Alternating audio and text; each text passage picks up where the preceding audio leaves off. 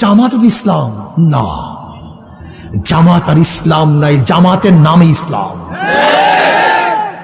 হাকিমউদ্দিন তুলে দিয়েছে।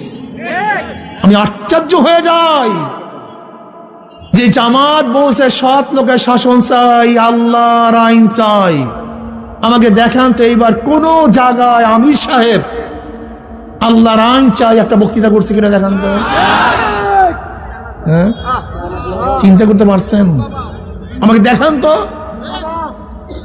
জামাতের বন্ধুরা দুই করে করজোরে হাত ধরে বলছে, তোমরা আমাদের উপর অপবাদ শুনছো। দেখো, জামাতের চেয়ে মিথ্যা বলার লোক গোটা দুনিয়ার মধ্যে দ্বিতীয় আছে বলে আমার মনে হয় না।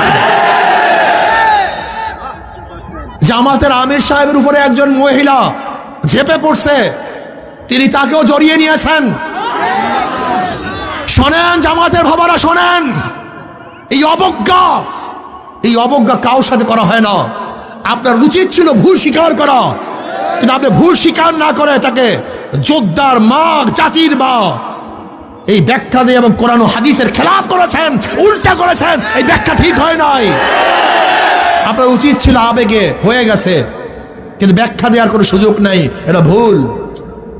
আমি স্পষ্ট বলবো, কালোকে কালো বলতে হবে, সাদাকে সাদা বলতে হবে, দিনকে দিন বলতে হবে, রাত্রকে রাত বলতে হবে। আচ্ছা বলো তো, যখন আমরা জোটে ছিলাম, নির্বাচনের জোটে ছিলাম, এখনো সিট ভাগ হয়।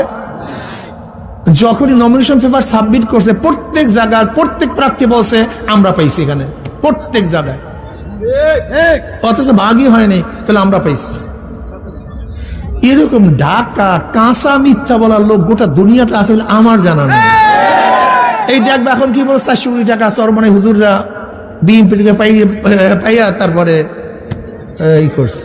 তার মানে আমরা যখন 400 কোটি টাকা লেনদেন করছি, তাদের একজন লোক ছিল, কি কথা কয় না, বা চেকটা সে দেখছে।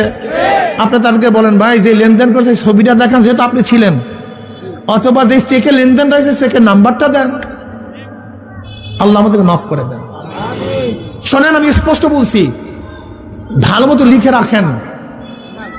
ওই যে খ্রিস্টান ভদ্র মহিলা যখন জামাতের আমিরকে প্রশ্ন করছে, আপনারা যদি ঈশ্বর যদি আপনার ক্ষমতায় নেয়, আপনার কোন নীতিতে কোন আইনে দেশ চালাবেন, তখন স্পষ্ট বলছে যে আমরা শরিয়া ভিত্তিতে দেশ চালাবো না, প্রচলিত নিয়মে দেশ চালাবো।